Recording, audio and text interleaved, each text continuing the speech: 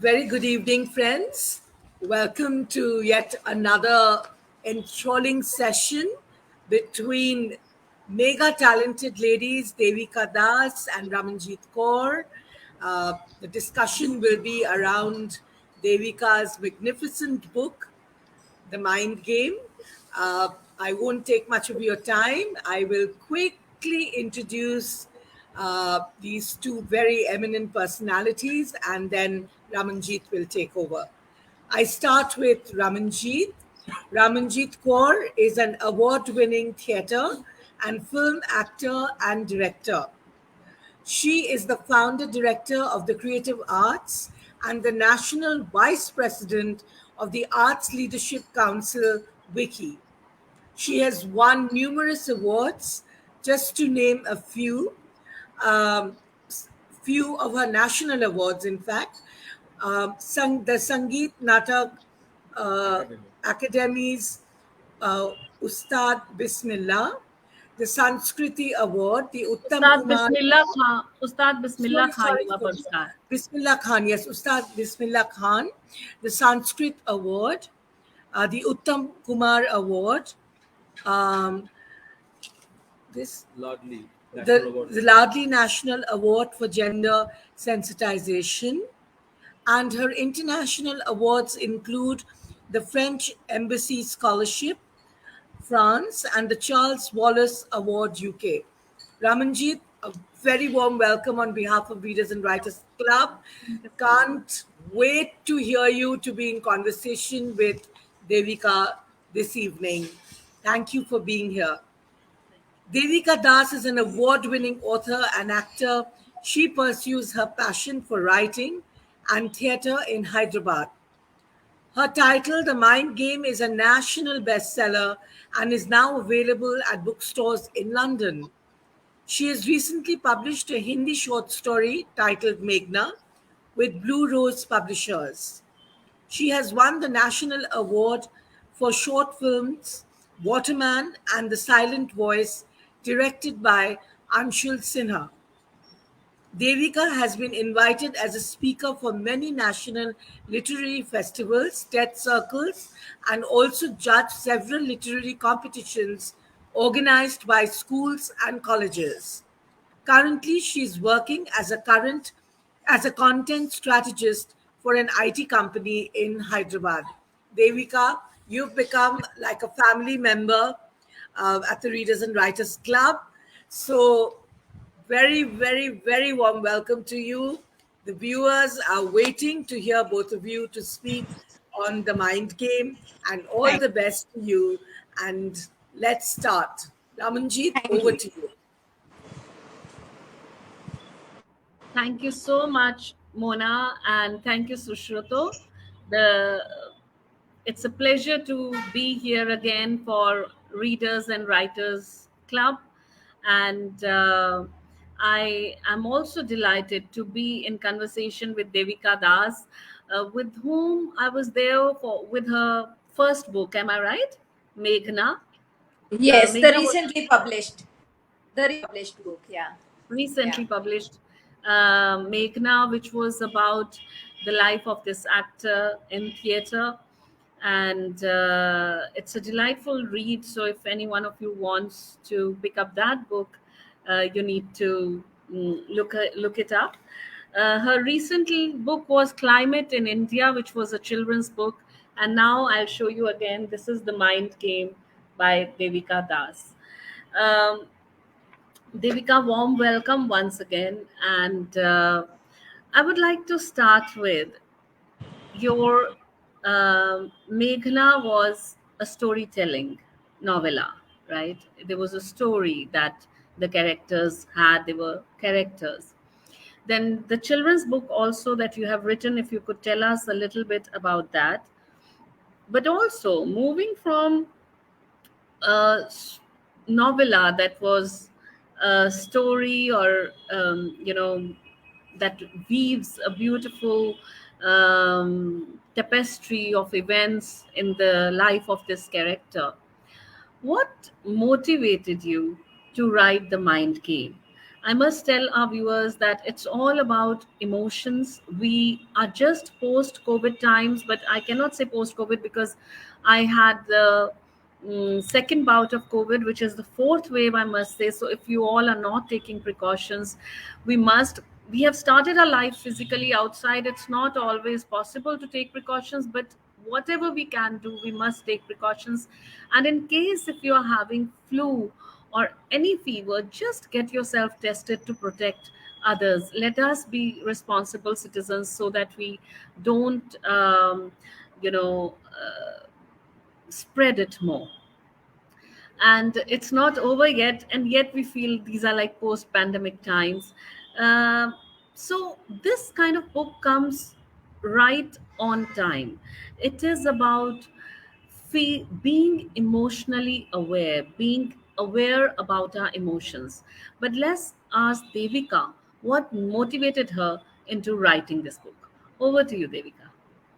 Thank you, Ramanjit, and it's wonderful talking to you again. I still remember the conversation we had around Meghna, and it's a delight coming back again to Readers and Writers Club and talking to you again, and this time about the mind game. But as you said, I will briefly tell about the Climate Ninja by Merlin Wand. That is on ecological balance and what we humans can do to save the planet and why it is necessary. Coming to Mind Game was published before Meghna, and Mind Game is basically what happened was in 2016, I was in Delhi and I read a lot about teenage suicides. And I have been reading about psychology and human behavior since the age of 15. And it was a very interesting subject because understanding humans is not very easy. And to understand humans, first of all, you need to understand your own mind first before judging others. So it was a very mm, great process of learning. But the impetus, as they say, right, something motivates the writer, right? So my motivation was the increase in teenage suicides, and suicides between the age group of 15 to 29 is the highest in India. That was a very worrying statistic. And I used to think that why, even if we are from privileged background, if we are having our basic facilities, basic necessities, still we are undergoing so much of stress. What is the problem behind it? It does not matter whether you are rich or you are poor. The stress and mental health is something we don't talk about. We do not talk about channelizing our emotions, and that is where the idea of the mind game came to my mind. And I thought I should write something and talk to people and at least initiate a conversation about mental health with people. That was my main objective behind writing the book. And I would also say that the pandemic was a real big test for human beings because it was mentally very exhausting. And I am very happy that the mind game came as a rescue for the people. Like, many people messaged me on Instagram saying that your book is a blessing in disguise during these tough times. So I think my passion or my motivation to write about mental health and discuss about mental health is reaching people now. Yeah. Completely, Devika. Um, you've pointed out some very important points.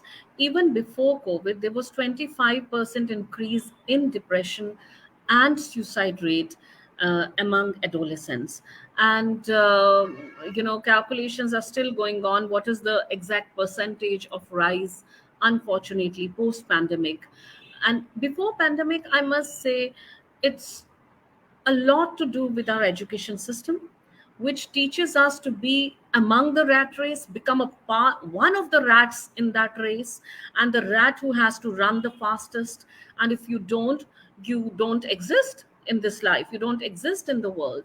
And most of us are not made for that rat race. And hence we feel not so important. We feel we are less than the other human beings. It's a whole philosophy of life that we create right from nascent stage, and that is world over. Also, what kind of life are we projecting? A life of consumerism. If you don't have a car, if you don't have AC, if you don't have a certain kind of house or a certain kind of car, you are lesser than others, and that's what is causing distress. If you're not as good a dancer and so, as good a mathematician as so, as good an athlete as so, you are somewhere less. And that's what is causing distress among adolescents, among people in midlife, because they are still competing with their peers. The only person that you need to compete with is you. So I compliment Devika for writing this book, and you all must pick up this book, because this is like so many books rolled into one. How to influence people and make friends, how to get over your emotional stress, how to develop a better emotional quotient. And we're going to talk all about that. And my first question would be, you've woven in some beautiful stories over here. Were these the case studies that came to you personally, or these have been picked up from some research papers and others? So this was not a first-hand account. So this is something me and my editor we sat through, and we did secondary research for this. We read a lot of journals, research journals, and we came up with these stories. And it was very we thought of this. I must say that this is my editor's contribution, because otherwise, with minus these stories, it would have been an academic book. But in order to appeal to the mass, she suggested that we should include stories and make it more relatable. Because if somebody is going through the same situation, the person will be able to understand what is the pain, or the person will be able to empathize with the character. And I think that is what I wanted the readers to take away from the book, that develop empathy for others. Your life and my life is totally different, but still we can respect each other and have empathy for each other. Empathy is the key word, Devika. I mean, yesterday we were together for a discussion on the Pride Month, and Rukshana Kapadia, who is a culinary master, and she's also a very successful corporate person, but above all, a wonderful human being. She said, "My religion is kindness."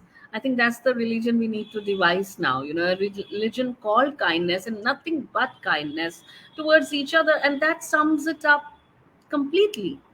So, my compliments to Humira Nishat, your editor, who thought of weaving these fictional stories in the book. And if I have your permission, let's read one for the readers to get a Sure, glimpse sure, of what you're trying to say. sure, definitely. Yeah. Malcolm Might lost his ability to feel sad after having a stroke. The stroke damaged the frontal lobe of his brain that controls the emotion of sadness. And then Devika goes on to ask all of you, while this is a real life story of a stroke patient, would you like to exchange places with him? Have you ever wished at some point in life to get rid of your emotions? Sadness, grief, depression, et al. What about negative emotions that are actually good to experience, like the sweet pain of love or the fear of losing a loved one? Imagine not being able to cry after experiencing a great loss, or not being able to laugh while listening to comedy live on the radio. I think that's beautifully expressed. And then you relate this beautiful story which says, actually, it's poignant, it moves you deeply. Minnie lay on the bed and nervously grasped my hand as the obstetrics nurse squirted cold gel onto her stomach. The scanning screen was turned away from us, and you could feel the excitement in the air as we awaited the good news that our baby was healthy. The nurse kept her expression impassive as she moved the hand scanner back and forth. She said, "I'll need to consult the doctor." Minnie sat up abruptly, fear evident in her face, her breathing fast. "What's wrong?" she asked. "What's wrong with my baby?" The nurse said nothing, and I felt a sharp grip in the base of my stomach, but I breathed through it even though I felt on edge. The doctor came into the room and checked the screen. He said, "I'm afraid the baby's stopped growing." "Is it dead?" Minnie demanded to know. "Yes," came the reply. I felt like an elevator had dropped a floor in my stomach and then caught on something. "Can I see?" Minnie asked. "You don't want to see," the doctor replied. I realized he was trying to be compassionate. Probably that image would have stayed with us for years if we had seen it through years, although years later, I have found myself wondering, what was there? Was there just a bud with no arms and legs? Was it shaped like a baby? I was surprised how little Minnie cried as we made our way down the corridor to go home. I remember how muffled the sounds around me were. It was probably that she was the only thing that mattered at that point of time. Devika, this is the first chapter of your book. And over here you start with very basics. What are emotions? What is an emotional handicap, like not feeling an emotion? And how do emotions play a role in decision making? And how none of us should ever suppress emotions in theater. As you also come from theater, we can both relate that how cathartic theater is. Then that's why I feel so passionately that everyone must do theater, because it is a catharsis of our emotions, and we do not end up suppressing our emotions, we end up addressing them. So could you tell us a little bit about this first chapter of the book? So, first of all, I would really appreciate the way you have read the piece, they read the story. You have done justice by reading it so, delivering it so beautifully. Thank you. And uh, so, first one was emotional. First chapter is about understanding your emotions, because what happens is, like you mentioned, emotional. We are human beings. Obviously, we feel and thoughts are running in our mind 24 by 7. You can never say that you have a blank mind. But what happens is, when you are in the process of suppressing your emotions, you become like a rock inside. You don't feel anything. And that is where you stop practicing empathy. You don't understand that the basic understanding, the right understanding of a human being is, I will be happy and I will also keep other people happy. That is the basic understanding. But what happens is, when we suppress our emotions, we lose this human touch. And there is a lot of inhumanity in the world. We are experiencing it around us right now. Like, I was very surprised, I was very touched and moved when people came out and offered a helping hand during the pandemic. It was a very soothing sight to see, because that means humanity is still alive. We are not completely we are Robot. not become we have not become robots. We still feel, we have emotions, just it was hidden somewhere, or we were just we were just a facade of not feeling anything. It is high time we stop lying to ourselves. And if you really want to live your life to the fullest, you have to experience emotions and develop emotional intelligence, because unless and until you understand yourself fully, you cannot pass a judgment about others. You cannot say the other person is right or wrong. You have to first observe your actions, observe your emotions, and how you, whether you are reacting or responding. That is something you have to know before you judge others. That is what I am trying to address in the first section.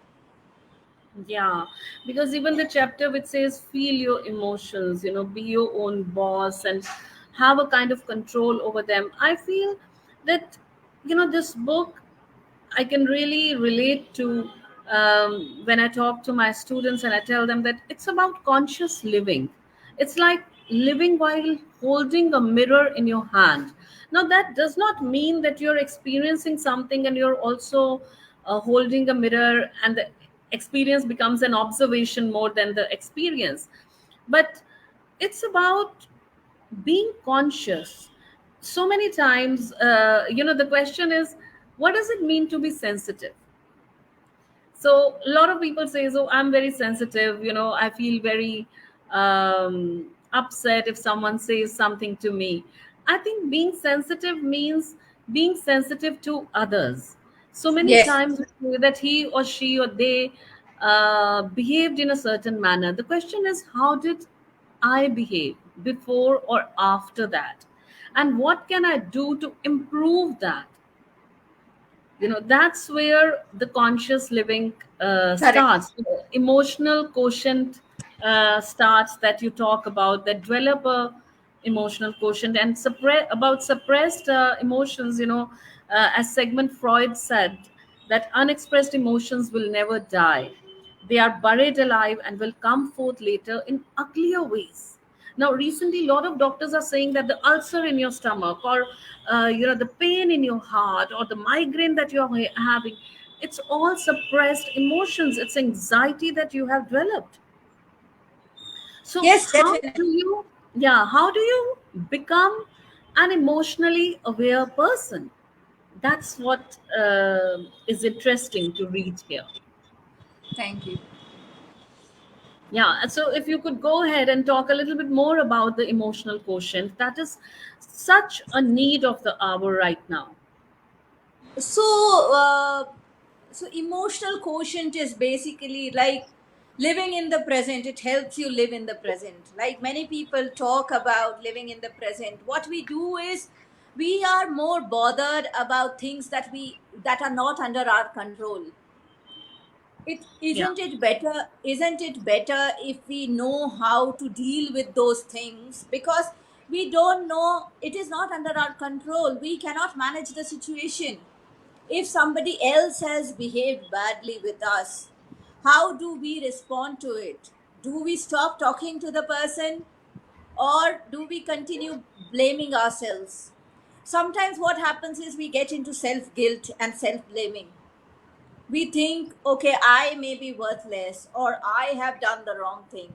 It is, sometimes it is very difficult to accept the situation that okay, it is a bad phase. Both of you are in a bad phase. It can happen.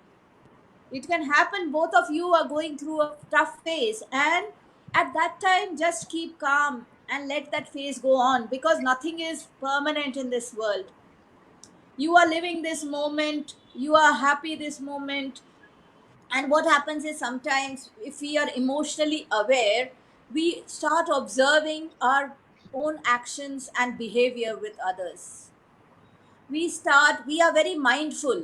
We are very mindful. We think and speak, not the opposite.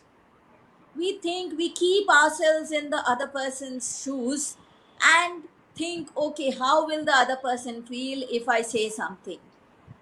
And we become wise and mature. I think Yeah. it is also about maturity, and we evolve as a person, as an individual. Because understanding somebody else is not an easy thing. You have to observe the person's behavior, the person's non-verbal cues, the body language. And sometimes what happens is, we in such a chaotic world or in such a fast-paced world, we don't communicate properly. So you have to also read between the lines. So you have to understand the tone of, suppose I'm talking to you right now. If I am not in a happy state, it will reflect in my voice, my tone. We have to observe those non-verbal cues as well. And that is what emotional quotient does. It makes you more aware about yourself, about your surroundings, and about the situation. You become worldly wise. Yeah. Yes, yes. In a very kind hearted kind of manner. I'll read a case over here that you have again written, and I would like to share your views about it later with the audience. Charlie's wife told him she wanted to separate for a while. She said she was going out for a walk and handed him a letter. Read it while I'm out, she said. As he read the letter, he felt like he lost control of his muscles, his stomach lurched, and he grabbed the phone. Tiffany wants me to move out. He garbled down the phone to his best friend. No, advised his friend. If she wants to separate, then she must go. Then she must go. This turned out to be the worst piece of advice he had ever taken from his friend. Tiffany had not worked for a good while and was suffering from myalgic encephalomyelitis. I always find it difficult to say the scientific names. Encephalomyelitis. They had two children, and his heart broke as he was full of fear for their future. Even now, recounting this many years later, from a much better position, he feels sorrow and shame that they did not make their marriage work. One day, they had a big argument in a fit of anger. Charlie broke his wedding ring apart. He was full of anger and desperation and felt trapped. That's it, she said. I want a divorce. Charlie spent that night crying in the bathtub, wailing, in fact. It was like he was trying to draw out a long knitting needle situated down in his guts. What a beautiful image, Devika. And that crying and wailing would bring it out. Each shout of pain from him brought relief for a few seconds until the needle of pain slid back down again. He didn't know it at that time, but he was heading for a deep depression. The day she moved out, Charlie was at work. He came back to an empty house. He didn't really know what to do with himself. He felt this big, painful lump of grief in his gut that he carried around like a tumor. And it becomes tumor in some people. When he saw his two children, he was numb inside like a robot. He felt like a wounded animal and wished someone would put him out of his misery.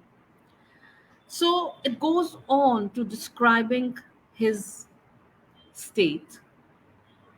And Devika writes, Charlie is the perfect example of someone with low EQ, emotional quotient.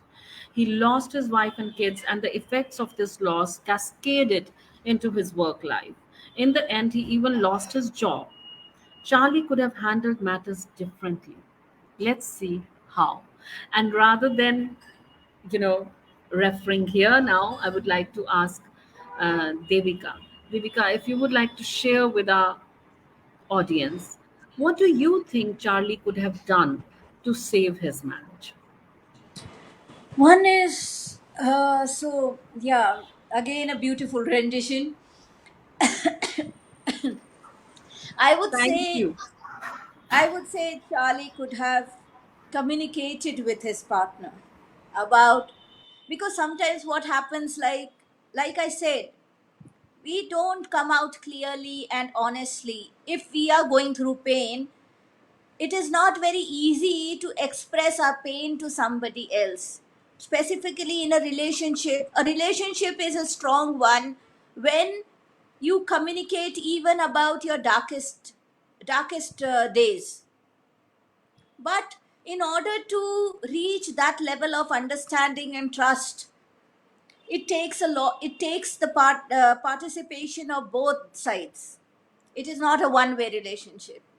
If Charlie had communicated, communication is the key to a successful relationship.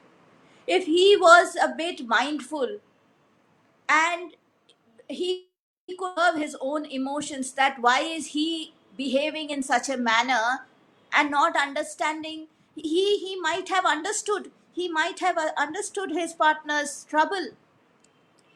And what is she trying to hide? What is she trying to hide? That she is trying to hide her grief and her pain of the suffering. He would have understood that, provided he would have come, if he would have communicated with her. But what happened instead was that the lack of communication created a lot of doubts in his mind, which Yeah. also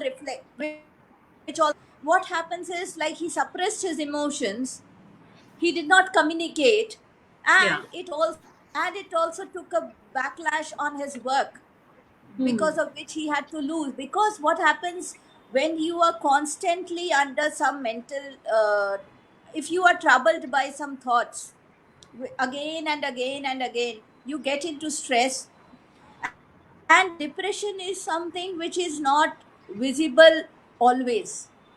Like, it is not obvious that you are in depression. It is not Right. obvious that you are in depression. But there are some Absolutely. Sometimes signs. you don't know But it yourself. Things could be yeah, bothering you, but you may not be aware that you are in depression. yes, but there are signals. There are body. The body tells you that something is not right.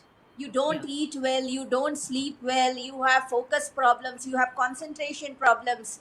If he had taken help at that time, professional help at that time, he could have saved his marriage and also improved his health also. You know, I have found it very difficult to convince people to take professional help. People feel that even if they don't tell anyone, they feel just for themselves, it's kind of stigma that I needed professional help.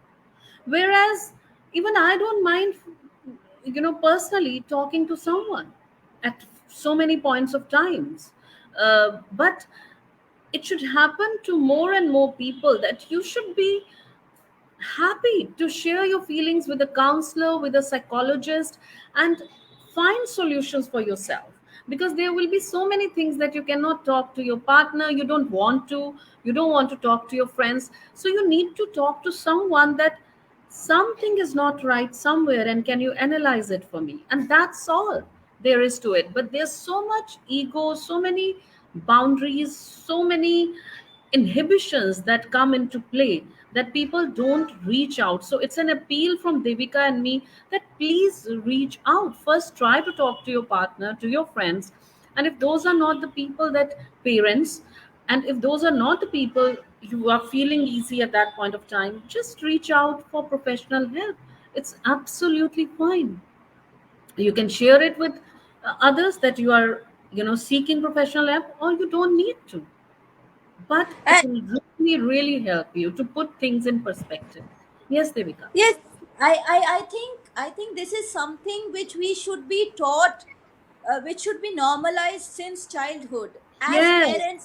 As parents, what And happens is, if all these things, Devika, this book should be taught to them by class uh, 8th or ninth or 10th maximum. We read so much of science, so much of maths, social studies, and what not. And we are asked to mug it all up. No one teaches us life skills, whereas it's the life that we need to deal with. We need to deal with relationships today. The sister from Loreto House, she says that how in her Loreto college she has these courses in all the 3 years. First is the value giving course, then the soft skills, and then the life skills in the third year. And I think that should happen right from the beginning. you know definitely, these definitely subjects should be should a be. part and parcel of our life, and then no one would find it strange to talk to someone. Yes. And I think even in households, in families, if somebody says that I need help, that person should not be looked down upon or should not be discouraged to take help, because Absolutely. I have heard a lot of stories, a lot of cases, even in my friend circle, when they say that they are not feeling right and they might need help, the parents rebuke the child saying, अरे पागल हो गया है क्या, पागलों के doctor के पास क्यों जाना है, अरे पागलों का डॉक्टर नहीं है, your son is not your taking help at the right time does not mean that you have some issue. It is just like similar to, like, It's if you have sharing. injured, it is sharing, and like just it is like applying first aid to your injury. It is nothing Absolutely. else. If Very you get beautifully hurt, said. if you get hurt physically, you immediately apply Dettol or Savlon or any kind of first aid. Seeking help is just a first aid, and then the psychologist or a counselor will decide whether you need therapy or not. And another very important thing that you have pointed out, Devika, it's like हम हंसना भूल गए हैं in this whole rat race and consumerism and greed, in this chapter where you describe how to develop emotional quotient. You talk about deal with emotional challenges with play and humor. I think humor is such an important part of our lives, that and we must indulge in it, not only in terms of laughing at others, because that's not real humor. It's like when you can tease yourself, when you can actually laugh at yourself and even the absurdities of life. So that's where you are actually humorous. My father-in-law, in the evenings, he would just say, chalo abhi hasi ke faware lagaye, and he would just make us laugh. So, we have these laughing clubs in the park, but why are they required now? Because we have stopped doing it in our lives as a part of our life. We have stopped talking to each other in a real manner. We keep talking to our phones who don't talk back to us. And we have stopped laughing with each other, at each other, in a nice manner, and on ourselves. We have these egos which think that I cannot be wrong. I mean, when you can laugh at your weaknesses and shortcomings, that's when you are addressing life in a real manner. Definitely, I think humor is a part which keeps you alive. Humor is something, you don't need to, don't need to mock anybody, you don't need to put anybody down, but just laugh at the uncertainties, like the pandemic. Nobody knew, but you can see the positive side of what happened because of the pandemic. You started playing games with your family, you spent time with the family, which you never, you did not keep your phones near you during the pandemic, which is a blessing in disguise. So I think everything has two sides, positive and negative. I think it is the way we look at life, and humor definitely gives us a positive aspect. Yes.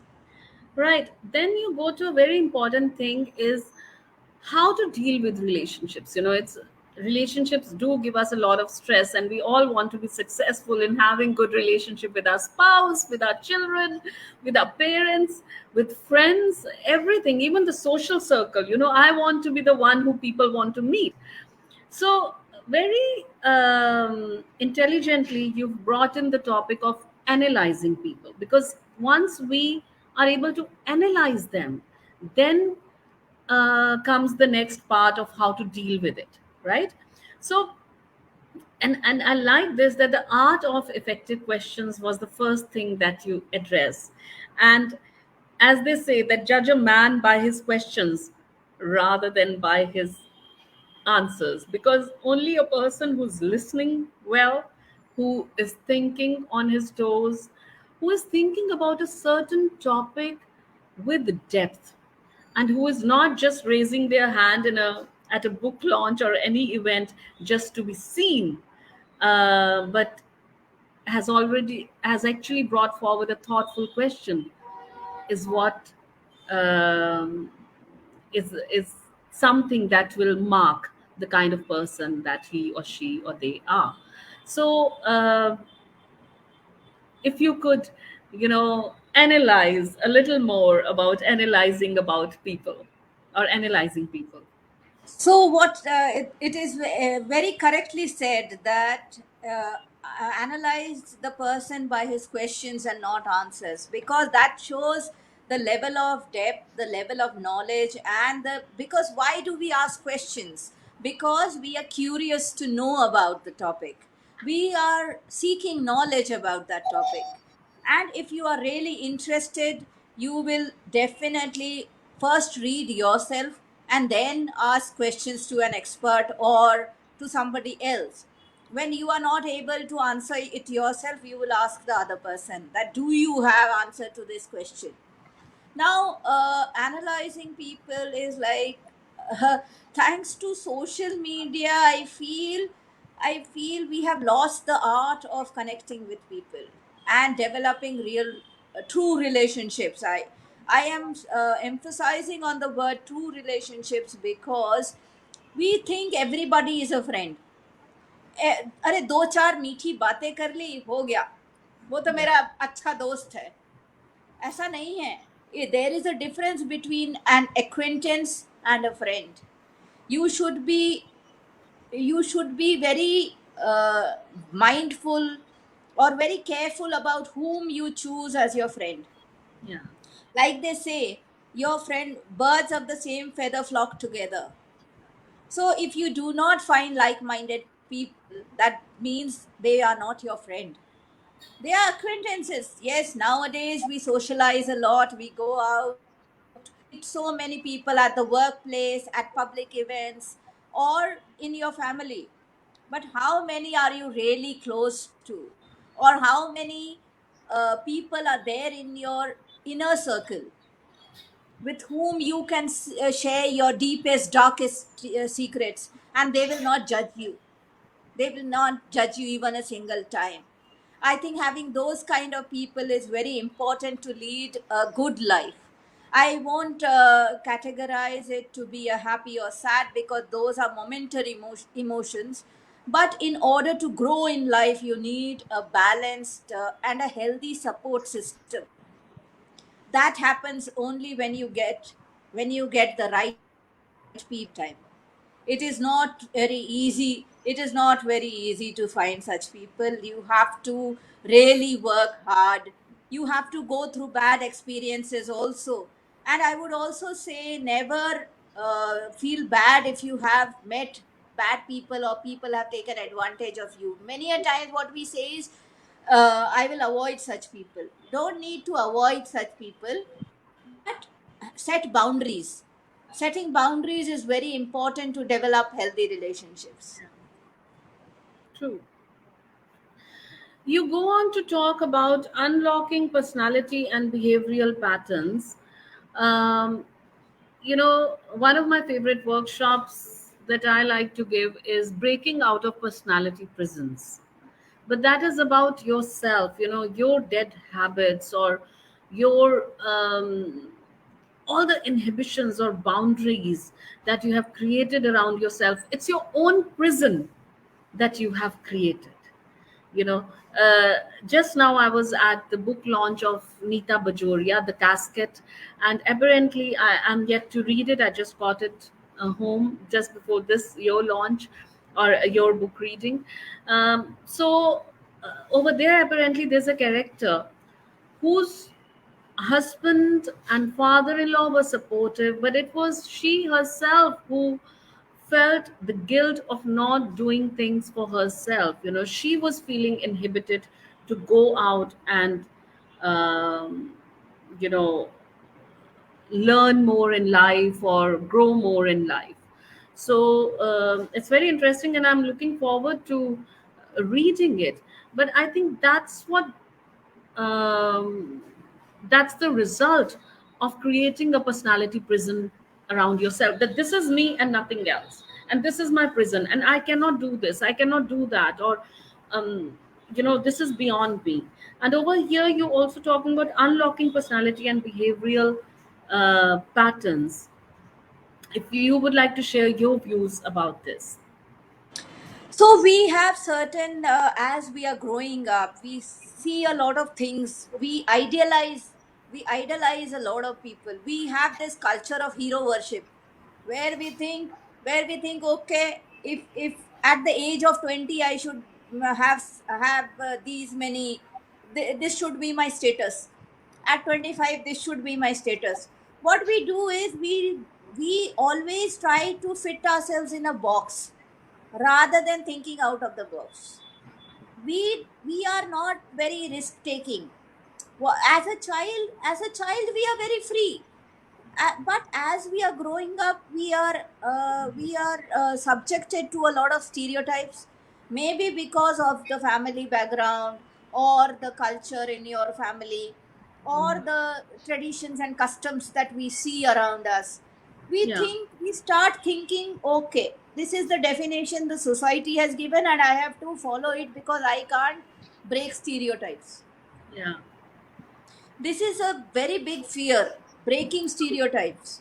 Breaking absolutely. And stereotypes once, is a, yeah, once we and know that it's all right to do that, we would be able to reach our highest potential. that But is what has happened with me also. Like, I am very happy that theater happened at the right time of my life, because it helped me address the stereotypes and helped me break those stereotypes, because a lot of questions were raised when I was doing a particular, like some roles. Few roles were very challenging, and people said, why are you doing this? It does not suit your standard. I'm like, who has set my standard? Who is setting the and it's standard? just a role anyway. Yeah, Yeah. I am at least exploring a different character, a different personality, and trying to imbibe a new definition of that personality and create a new meaning of that person's life. What is wrong in it? Why do we stop exploring and experimenting? yeah. And if we stop exploring and experimenting, that means we are not living anymore. We're not living that day or that moment. Now, Yeah. theater is something that you've really pointed out well, Devika.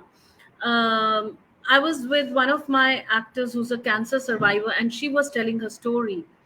And we were with one of the very senior IPS officers, who's also a poet and writer, Mr. Mrityunjay Kumar Singh. And she was relating a story to him because he's going to write a piece on that. And the sentence was, kya main adhuri hu? Just because cancer happened to me and I lost time and energy or whatever, does that make me incomplete? And then she comes to the point of theater, that's when theater happened to me, and I have found myself through theater.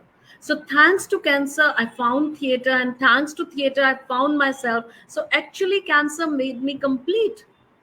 Otherwise I would have, मैं आधी अधूरी मर जाती. I would have died without exploring this person within me. But Def- while we are talking about the highest potential, you have pointed out so beautifully, live better with less. And all this goes back to how our elders or ancestors lived their lives. They talked to each other, they bore with each other, in the sense they bearing each other, tolerating each other, and they adjusted with each other. Now adjustment and compromise has have become deadly words, you know but we are all human beings, and none of us is the same, and all of us have faults and weaknesses, and if we are not going to adjust with each other, the whole world will crumble, and that's why it's crumbling. But over here you talk about live better with less.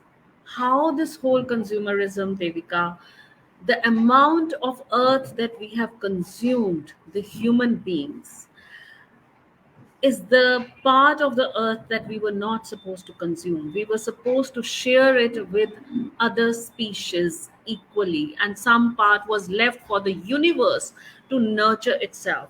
but we have done the most disastrous things, and we are bearing, and the generations to come are going to bear the effects of it. Pandemic is just a very small example that we all have gone through. So what does it mean to live with less? Can I give you one personal example? Yes. Just before pandemic happened, I read a post by a person in Calcutta who's a big conservationist and looks after environment a lot. He said, I have 200 t-shirts in my almirah and I'm going to not buy clothes for 1 year. I read that. I said, I have events to go to every day, being in public life and everything. Then you also, as a woman, you enjoy wearing clothes. So you keep buying. I told myself, I'm not going to buy clothes for 1 year. And I did that. And then I said, I'm not going to buy it for one more year. And I did that. I didn't buy a single piece of clothing. Of course, there were some people who mocked at me when I related this in a huge international conference of conservation. When I related it, some people mocked, oh, who talked like this, that I didn't buy clothes. But I think it's a important thing, because the coloring in the clothes and the manufacturing of the clothes is destroying environment for years together. And if we can all do that, and let me tell you, Devika, I still had clothes. Even after not buying a single pair for 2 years, I still had enough clothes to wear.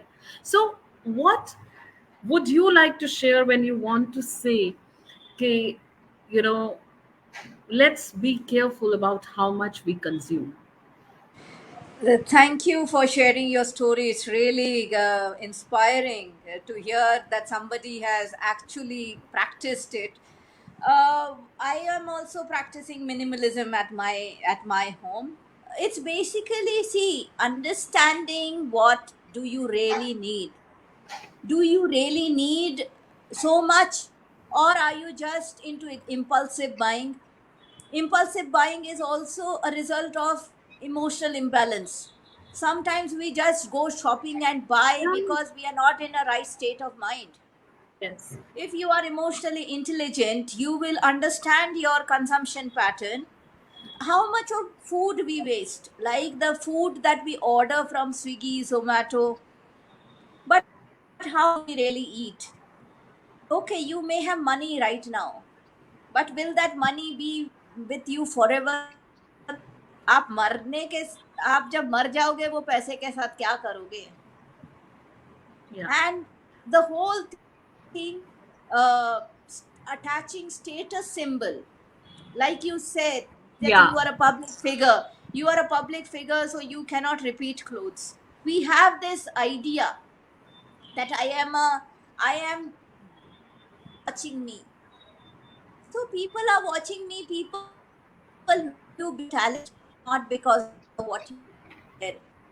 And if you if you create the change, if you be the change, the people will accept that as well. But there should be a strong motivation behind why we are adopting this habit. Because see, our behaviors are mostly reflected in our habits. So Yeah. what kind of habits do we have? Instead of, like, I have stopped giving gifts and accepting gifts on my birthday. What I say is, instead of buying something, you gift me an experience by conversations, by having lovely conversations. Come home. We Yeah. have stopped going to each other's home. we meet we Yeah. meet we meet at a restaurant or a cafe, and we spend about thousands of rupees, but we don't enjoy talking to each other at home. Why don't we visit each other at home? What is stopping us? If I am a real friend, if I am a true friend of yours, it will not matter whether your house is clean or not, whether it is it should be presentable, like it should not be dusty and all, it should be hygienic. But whether it is decorated, well decorated, what is there on the walls, whether the interiors are good or not, what is all this? from where have you got this idea? Does your relationship is based on that? Then Yeah, I I think mean, you should question. Then I think you should question the relationship. Then I mean, as like all the brands that have marketed themselves so well, the Gucci's, the Pradas, and everything, I never buy it for myself. I may get gifts from my family which I never use, so I said, why do you even give them to me? I think you yourself are a brand, and you are a unique brand, and that's what you should look at. These brands don't, if I don't wear Gucci's and Pradas and anything, I mean anything which is branded, I don't wear. So have people stopped meeting me, or don't they have any respect for me? I don't think so. People who would like me, they would like me any which way. Then again, the thing is that, how, what car are you driving, right? So I want to sit in a car that is comfortable. So I need height. If BMW, they're going to kill me if BMW doesn't give me height and it dwarfs me and makes me too comfortable, or gives me a bump. I'm not going to enjoy that. So don't give me BMW. Give me a simple car with a good color, and I would be happy sitting there. So it's like, what brand are you? What are your thoughts? What is the branding of your thoughts? What is the branding of what you are giving to the world? That is your branding, and you should work on that rather than buying the brands that someone else has created and they're just shoving it down your throat. Now, correct. very beautifully, again, you've talked about being happy at workplace and managing your anger. Again, I think it comes to conscious living. But I'll jump to one of my favorite chapter, and then we have to wind up. You call it creative arts come to your rescue, and that's my favorite topic. And I want everyone to indulge in arts. I feel, just like squash or tennis, the sports is so important in our life, and you go to the club and you have a lifestyle where you're playing one of the sports, either to be at the club or be among your peers. It's also the arts that you should look forward to now and imbibe in your lifestyle, whether you pick up theater or music or dance or anything. And Devika has very beautifully written about it, and I want to know what she would like to tell you about it. I am very happy, first of all, that I am interacting with such a wonderful artist, and it is my And pleasure that I am talking to you, because I think people who understand art value life, yeah, because arts is something, it is very intrinsic in nature, it is very abstract. Like the sky is blue, that is, somebody has said sky is blue, but as an artist, for me, the sky can be green, the sky can be pink, it based on has what so I am many feeling, what I colors. am feeling today. It is a wide canvas, it is a canvas where I can paint with the colors I feel, based on my emotion today. So I think arts gives you that kind of observation, that kind of abstract thinking, and I feel arts is very important because it helps you stay balanced. I am not against earning money or working full time, but at the end of the day, even in a day, if you practice any form of art for say 5 to 10 minutes, you will achieve a sense of fulfillment. You will feel that you are complete, your day is complete, Yes, because it connects to your core. The arts is something where you express yourself honestly. There is nobody, just you and the artist in you, and you connect with your core emotion. yeah, true. Yeah, so that's why I'm very happy, because creative arts has been a part of my life from a very young age, from childhood, And I think it is responsible for the person I am and the way I look at life objectively. I think it is because of arts. I'm going to try and see if I can read all the comments on Facebook. So we have quite a few people who joined us, and we have Manjula Jayanti, who is the regional president of Women Indian Chamber of Commerce and Industry in Bengal, and she said, beautifully said, Ramanjit, there must have been some this thing कि हम हंसना भूल गए हैं, and I believe the reason was joint families. Now I wish I was looking at it while. But we were so engaged in our conversation, so I don't know what was the reason. Oh, joint families! I think that we sat together and we talked to each other. She must be talking about that, and she gives it applause for not buying clothes for 2 years. And Vasudha Arora, who is also our National Council member of Women Indian Chamber of Commerce and Industry Arts Leadership Council, she says, Earth without art is just A, EH. So, Earth also kind of, because look at the amount of creativity that the Earth has, that the universe has, that the God has created for us. I'm sure there are many other comments, and I would like to ask Sushruto also here, who's hiding behind the curtains, who's backstage here with us on StreamYard. Sushruto, are there any questions apart from some wonderful compliments from our audience? No, there are no questions, but believe me, there's so many comments where they've congratulated both of you for your brilliant insight into life and its ways. And, they've been inspired by your interaction. So, big congratulations to both of you to bring so much of contentment and happiness through your discussion in this last 1 hour. So, Thank on you. behalf of Readers and Writers Club, Ramanjit and Devika, God bless both of you. Keep shining, keep inspiring women, keep inspiring humanity, and keep doing the work that you are doing and being appreciated nationally and internationally. Thank you so much. Thank you, and a very good night. Thank you Thank so you. much, Mona, and thank you, Sushruto. I must compliment Devika once again. Devika, this is a very mature and intelligent book, and kudos to you for writing it. And Mona, I really hope that it reaches out internationally. This is really an Thank you. international level book.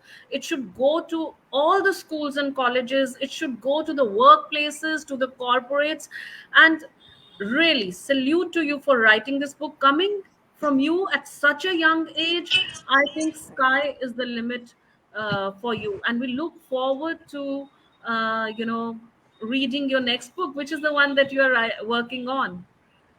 I am in the process of ideating. So once it starts, I will start writing. Yeah. Okay, thank Thank you. you so much, Ramanjit, for your encouragement. And you're a And we're very waiting for the next positive event of person. readers and writers. No, thank you so much. It's a pleasure every time we meet. And of course, your work speaks for you. Devika, the same goes for you. Two Thank you. extremely talented and humble ladies. So God bless both of you and just keep shining. Thank you so Thanks, much. Mama, and thanks to the audience for being here with us. Thank you. Please spread the word and buy this amazing book, The Mind Game. Oops. Yeah. Thank you, Ramanjit. Thank you once again. Thank you. That was a brilliant session. And from my heart, a big congratulations.